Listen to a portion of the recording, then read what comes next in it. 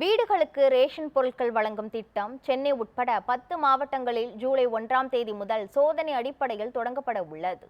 மூத்த குடிமக்கள், மாற்றுத்திறனாளிகள் கார்டுதாரர்களின் வீடுகளில் நேரடியாக ரேஷன் பொருட்களை விநியோகம் செய்யும் திட்டத்தை தொடங்க தமிழக அரசு முடிவு செய்து உள்ளது. இந்த திட்டம் சோதனை அடிப்படையில் வரும் 1ஆம் தேதி முதல் 5ஆம் தேதி வரை சென்னை, திருநெல்வேலி, சிவகங்கை, திண்டுக்கல், ராணிப்பேட்டை, ஈரோடு, தருமபுரி, நாகை, நீலகிரி, கடலூர் ஆகிய மாவட்டங்களில் தொடங்கப்பட உள்ளது.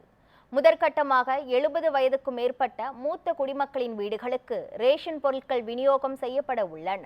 இதற்கான ஏற்பாடுகள் செய்வது குறித்து கூட்டுறவு மற்றும் உணவுத்துறை உயர் அதிகாரிகள், மண்டல இணை பதிவாளர்கள் மற்றும் மாவட்ட வழங்கல் அதிகாரிகளுடன் ஆன்லைன் வாயிலாக ஆலோசனை நடத்தினர்.